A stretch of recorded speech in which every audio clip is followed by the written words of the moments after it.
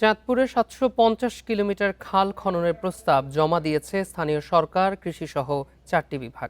জলাবদ্ধতা নিরসন ও কৃষি উৎপাদন বাড়াতে ৫০ কিলোমিটার খননের কাজ শুরু হয়েছে।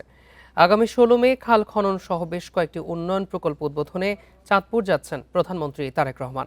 তবে খাল খননের সুফল পেতে পাড়ের অবৈধ দখল উচ্ছেদেরও তাগিদ এলাকাবাসীর। চাঁদপুরের ফরিদগঞ্জ উপজেলার করৈতুলি এলাকার পশ্চিম ও মধ্যাঞ্চলের দুটি খাল এখন মৃতপ্রায়। পানি সরবরাহ না থাকায় ব্যাহত হচ্ছে ইরিবোরো চাষাবাদ। পাশের গোবিন্দপুর ইউনিয়নের খালটিও প্রায় ভরাট হয়ে গেছে।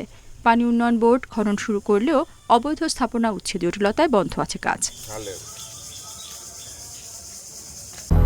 200-র বেশি সার্ভিস ও ফিচারে লেনদেনের সব বিকাশ অ্যাপে সম্ভব।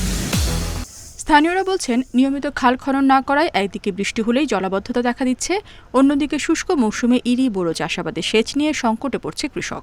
ময়লা পানি সব দায়িত্ব এবং স্কিম আমার ধান খেতি করতে, এই জন্য এটা খনন দরকার। আমাদের এই সেচ খালগুলা যদি পুনরায় খনন করা হয় তাহলে বর্তমান সরকারের যে উন্নয়নমূলক যে ভিশন এটা বাস্তবায়ন হবে। সরকার গঠনের পর সারা দেশে ২০,০০০ কিলোমিটার খাল খননের ঘোষণা দেন প্রধানমন্ত্রী তারেক রহমান। চাঁদপুরে বিএডিসি, এলজিইডি, পাওবো ও ত্রাণ ও দুর্যোগ বিভাগ মোট ৭৫০ কিলোমিটার খাল খননের প্রস্তাব পাঠিয়েছে মন্ত্রণালয়ে। প্রস্তুতি সম্পন্ন করেছে। এটা ইতিমধ্যে প্রাথমিক যাচাই বাছাই করে আমরা ইতিমধ্যে আমাদের ঊর্ধ্বতন কর্তৃপক্ষের কাছে প্রেরণ করা হয়েছে।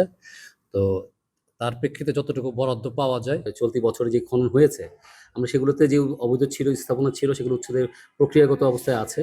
আর যেগুলো আমরা সম্ভাব্য সামনে খনন করব সেগুলো আমরা প্রশাসনিক সহায়তা নিয়ে উচ্ছেদ করত, অবৈধ স্থাপনা উচ্ছেদ করত আমরা খাল খননগুলো কার্যক্রম পরিচালনা করব।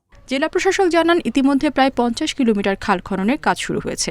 খালের উপর নির্মিত অবৈধ স্থাপনাও উচ্ছেদ করা হবে।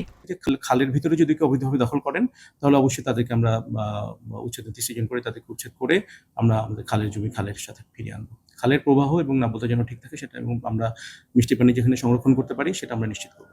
জেলার ছোট বড় ২ শতাধিক খালের পাড়ে নানা অবৈধ স্থাপনার কারণে পানি প্রবাহ বাধাগ্রস্ত হচ্ছে।